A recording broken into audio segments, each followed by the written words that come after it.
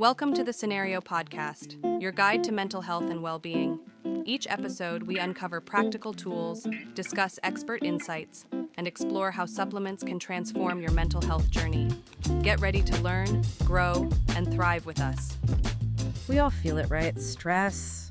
It's just everywhere in modern life. It really is like this constant background noise. Exactly. Work deadlines, money worries, not getting enough sleep, always being online.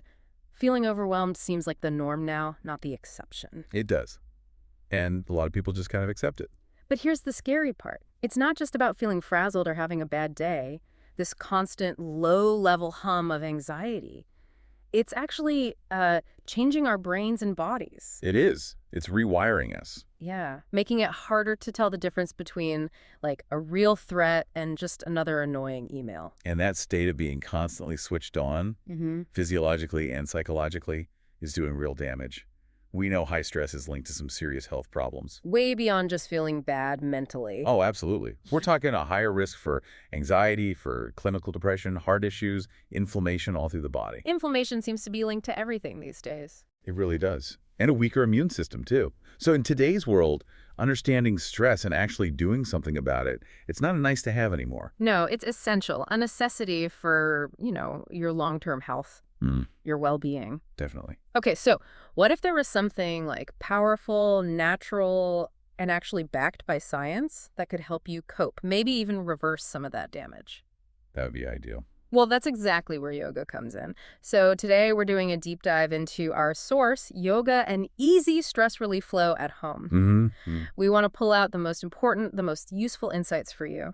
Our mission, to give you a really clear picture of how yoga fights stress. And why it works, biologically and mentally. Yes, and crucially, how you can easily start using it.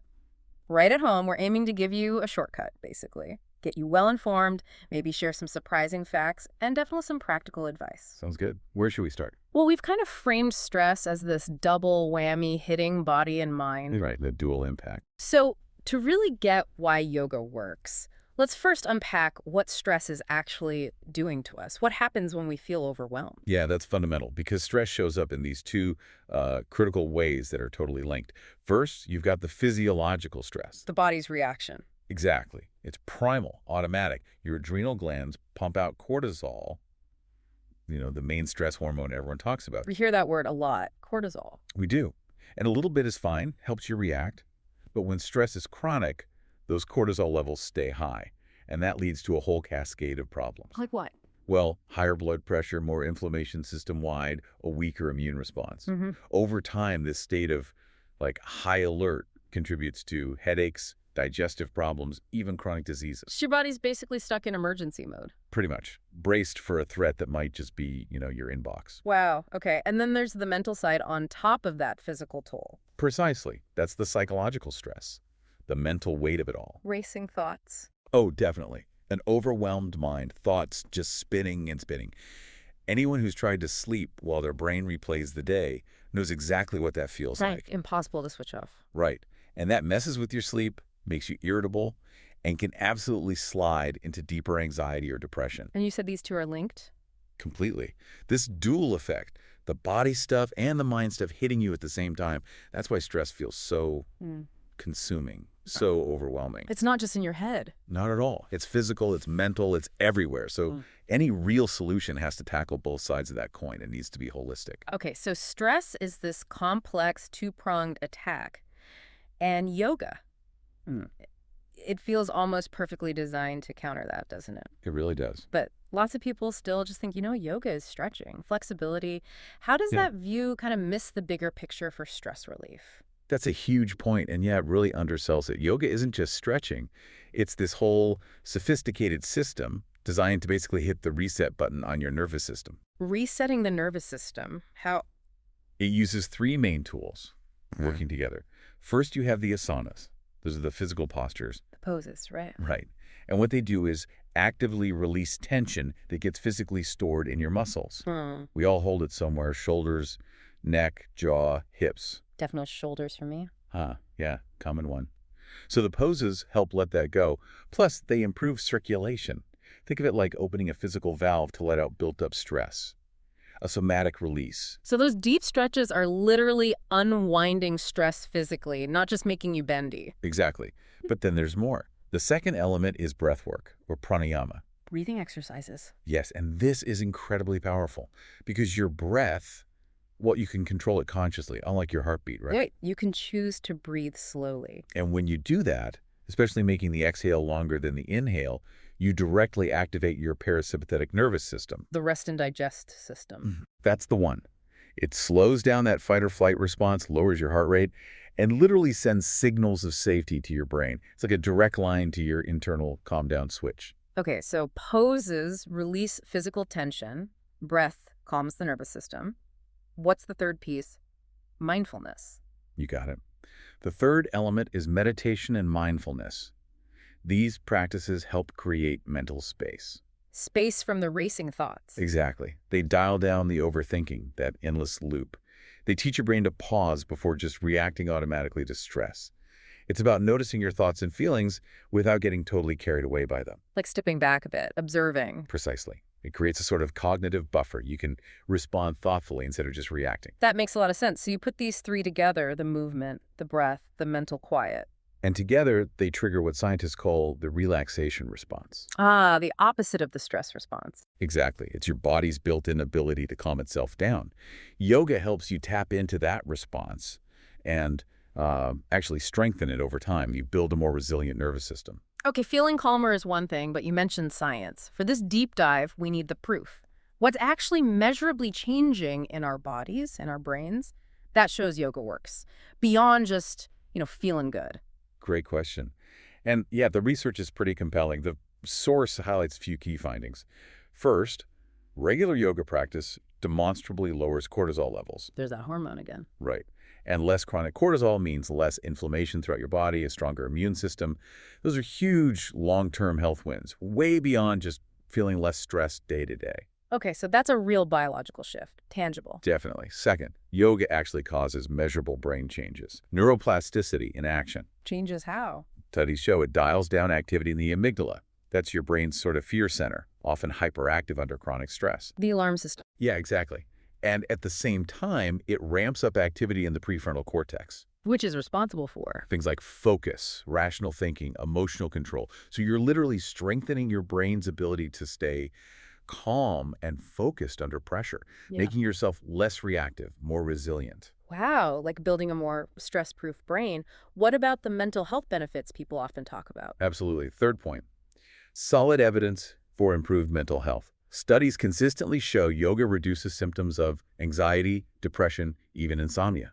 That's huge. It is. Yeah. For many, it's a really powerful addition to other treatments. And finally, people who practice regularly tend to report better resilience. Meaning Meaning they bounce back faster from stressful situations, they adapt more easily, they just report a higher overall quality of life, a stronger sense of well-being. So it's not just wishful thinking. Not at all. These are measurable scientific changes in our biology and our psychology. Okay, that's convincing.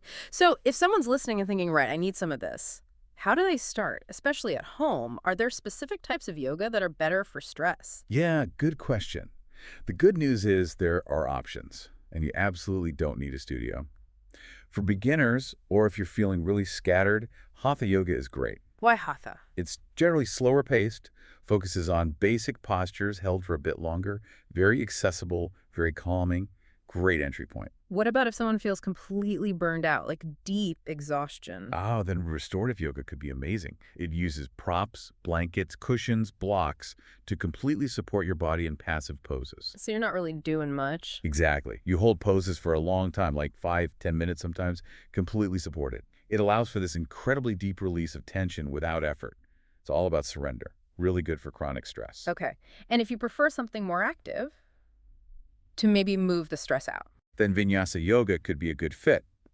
It links movement with breath in a flowing sequence. It can be quite dynamic, helping to clear the mind and release tension through motion. And you mentioned breathwork specifically too, pranayama. Yes, sometimes just focusing on the breath is enough. Techniques like Sudarshan Kriya or Brahmari, that's the humming bee breath. Humming bee. Yeah, literally hum on the exhale. It's very calming. Or even just simple alternate nostril breathing. These can bring down your stress levels really quickly, like in minutes. You can do them at your desk.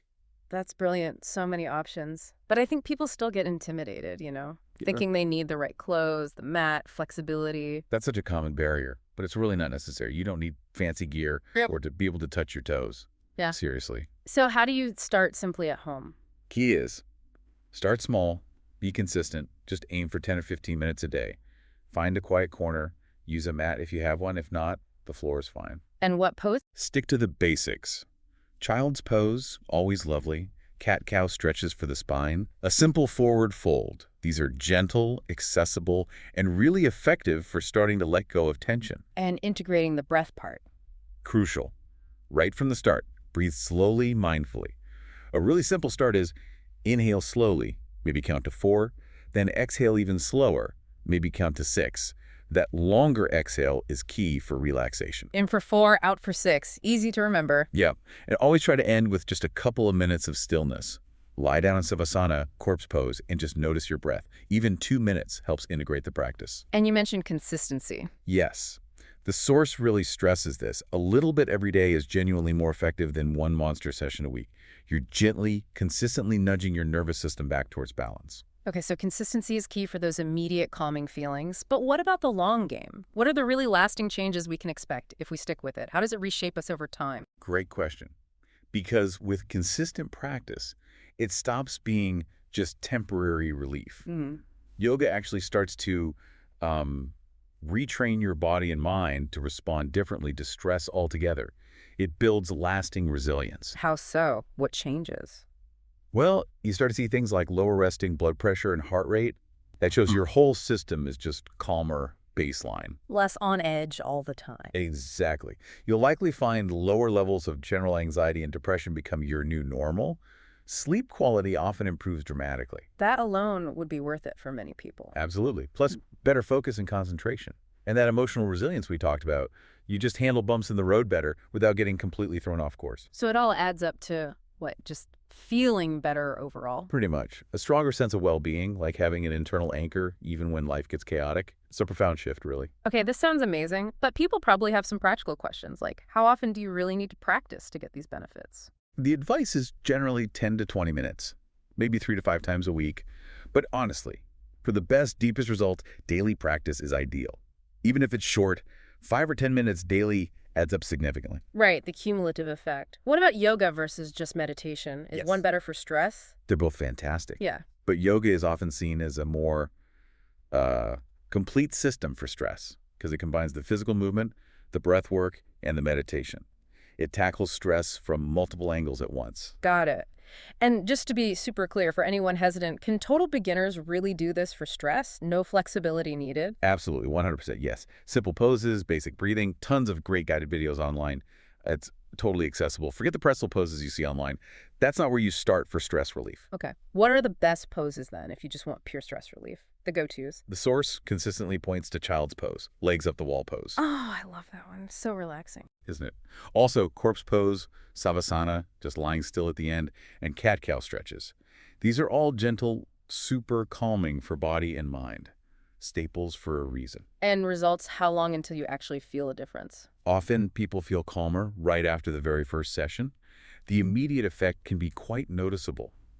But for those deeper, more significant improvements, less anxiety day-to-day, better sleep, you'll likely start noticing those within, say, 2 to 4 weeks of consistent practice. Okay, that's pretty quick. What about timing? Morning yoga, evening yoga?